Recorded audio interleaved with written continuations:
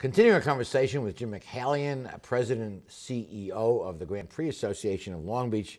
Jim, the Committee of 300 has been part of this race weekend forever, from the very beginning. You're right. And you get several hundred volunteers that donate thousands of hours to help make this a successful weekend. Well, actually, it starts earlier on because they are involved in a number of the promotional activities that take place at various auto shows and promotions that occur prior to the race. And then obviously on race weekend, there are ambassadors in all the grandstand positions, work with the press, handle Victory Circle, and do a number of other things that are invaluable to us, as do some of the other volunteer groups that we have. You know, we have over 1,500 volunteers who come down and give their good time and effort to make sure our event is as successful as it is. And I know a lot of the clubs, different clubs, will staff booths where they sell beer or souvenirs or whatever, and maybe not alcoholic ones, but they can raise some money for their group by selling hot dogs or souvenirs and enjoy the weekend. Right,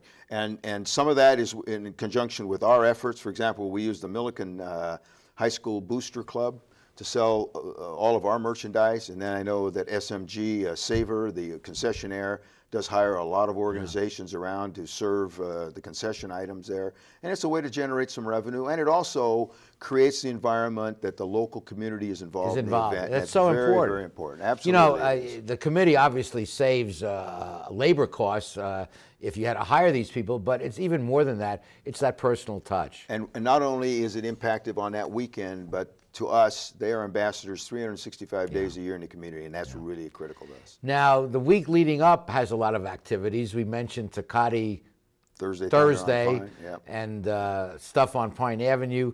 But the foundation, the Grand Prix Foundation, has raised a lot of money over the years, and they're having a big gala Friday night. Right. They've raised over $2.6 million, and they have their golf tournament at an old ranch on Monday, and then their gala, which traditionally has been held on Wednesday night, now has been moved to Friday night. So Friday night, black tie optional, gala at the Westin, and we're looking forward to raising more money to be dispersed into the community, into Long Beach charities. That's great. Green Power, green is big this year, last year, and you've had a Green Power Expo for several years as part. This will be our 4th year. And I think the cars actually have a parade during your race weekend. We showcase those cars out right before the start of the IRL race, the Indy Racing League. And it's an opportunity for us. You get solar cars, we've had electric cars, we've had robotic cars, and we've had hybrid cars. And we'll be doing the same thing again this year. And we're always looking for sort of an eclectic mix to give people an idea of what's coming down the road in terms of some of these energy efficient vehicles. Now, broadcast and TV is an important part of what the race does. Those pictures of Long Beach going out throughout the country with the Queen Mary and the ocean are $1 million pictures from a Chamber of Commerce standpoint. What's the TV situation this year? Well, you know, this year we're going to set a record, Art. We have 9.5 hours worth of first-time television coverage. That means it'll air either on the weekend or subsequently on a tape-delayed basis. And also, for the first time, we'll have 5 hours of live television, 3 hours for the IndyCar race on Sunday, and 2 hours for the American Le Mans Series race on Saturday afternoon. It's really going to be Saturday evening back east. So it's prime time television, and again, it will replicate that view, that scenic view, or what we call our signature view of Long Beach, as the cameras cover Shoreline Drive and the Marina and Rainbow Harbor and the Queen Mary and the Port of Long Beach, and in that one shot, it tells the tales of all the assets that Long Beach has to offer in its downtown community. And for those few that may not be racing fans or may have their issues, just give our viewers a sense of economically what that kind of exposure means to the city of Long Beach, to have that kind of exposure on TV. Well, you have to consider it, not only is it distributed nationally, but it also is promulgated very extensively on an international basis through ESPN International. And to a number of our sponsors, not the least of which is the Port of Long Beach, who have been real strong supporters of ours, that ability to get the message across as to what the Long Beach Harbor and the involvement with the port has on an international basis has a great deal of significance. So in terms of the impact, it not only reveals to people what Long Beach it has created and what it's continuing to do as time goes along, but it also reinforces that idea on an international basis. You've been the head of the race now for what, 5 or 10 years, almost 10 years. 10 years. I was going to say 5 or 6.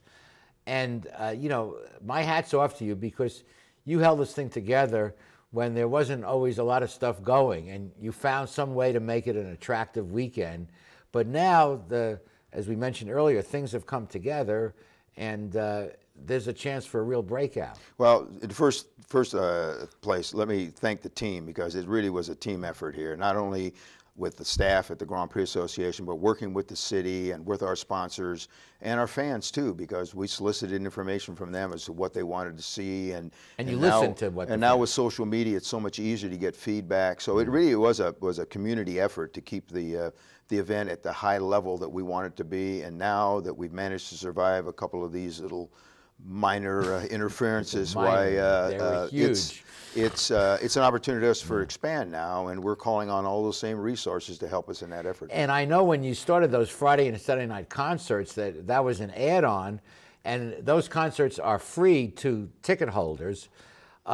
You had a kind of a problem that was based on how successful they were. There were so many people that wanted, and the crowd control wasn't quite right, but you've licked that problem. We've worked it out, and you know, when you're able to attract events of the caliber of a Cheap Trick to come in on a Saturday night, and our Friday night fiesta concerts too, we think it just complements all the other activities that we're doing here, because people come and say, you know what, this truly is a great entertainment value, and that's what we're trying to promote. Yeah.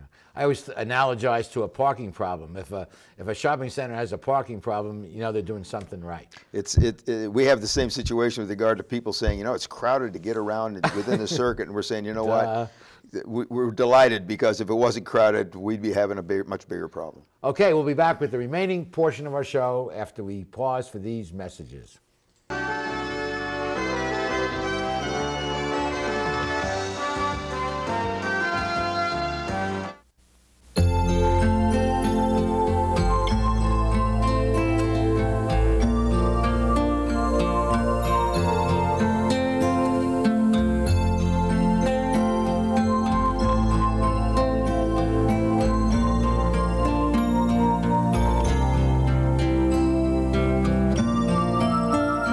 Take care of those who are closest to you, from our family to yours. McCarty's Jewelry, since 1932. How do you like your chances the rest of the way? I got no idea.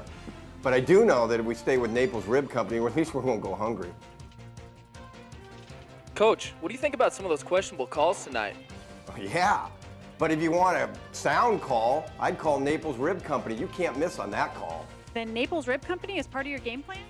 There really is nothing more motivating than a great barbecue meal at Naples Rib Company. Victory or not, Naples Rib Company, great game plan. Great show with one of the signature events here in Long Beach. And Jim, my hat's off to you for your leadership. I know you followed on Chris Pook, who started a long time ago, but you really brought this to a new level. And I know you have a personal interest in racing. Well, yes. I mean, there's no doubt the passion that I have for racing is very well documented. This man gets behind a car and drives up at Willow Springs and elsewhere, believe it or not. Yes. But I want to thank you too, Art, for your support. You know, the community really is important, because this is a community event, and the opportunity for us to work hand in hand with these various assets is really critical to the success of our event. And we're delighted to be able to continue operating in the years to come. Thanks so much, and we'll see you race weekend. Thank you, Art. Appreciate it. Okay, thank you for joining us, and please be with us next week for the next edition of Straight Talk. Good night, everyone.